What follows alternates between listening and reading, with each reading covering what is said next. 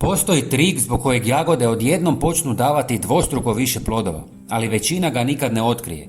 Upravo ta mala razlika često odlučuje hoće li berba biti razočaranje ili prepuna zdjela sočnih plodova.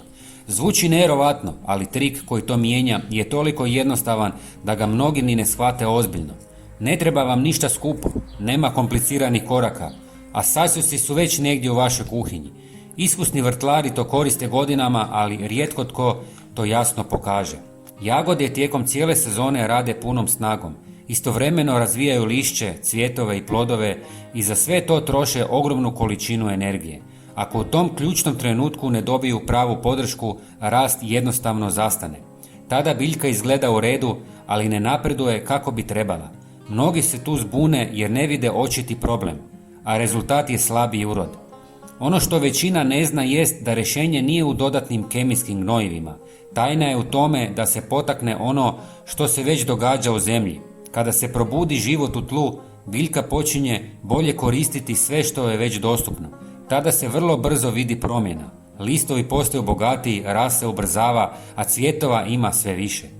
Prije nego što vam otkrijem o čemu se radi, napišite mi dolje u komentarima čime vi hranite svoje jagode. Baš me zanima što koristite. Ako volite ovakve praktične savjete, pratite kanal jer svaki dan dijelim jednostavne trikove koji stvarno rade razliku u vrtu. Zanimljivo je da mnogi iskusni vrtlari ne dodaju više, nego rade pametnije. Jednom jednostavnom pripremom potiču razvoj korisnih mikroorganizama u zemlji. Upravo ti nevidljivi pomagači određuju koliko će biljka zapravo iskoristiti hranjive tvari. Kada ih ima dovoljno, biljka se doslovno preporodi i krene snažnije rasti.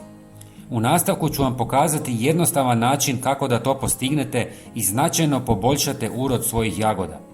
U pola litre tople vode dodajte 1 žlicu čaja od maslačka, kojeg mnogi potpuno podcjenjuju, a može napraviti ogromnu razliku.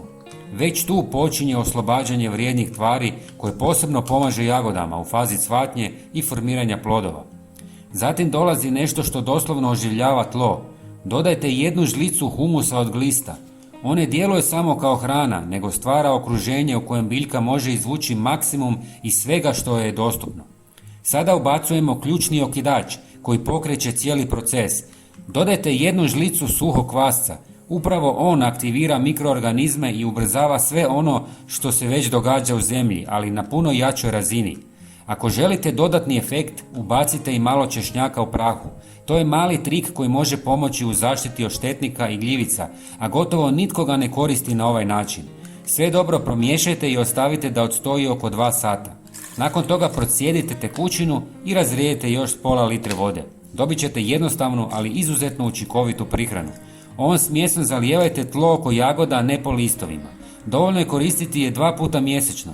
Imat ćete velike i sočne jagode. Pozdrav!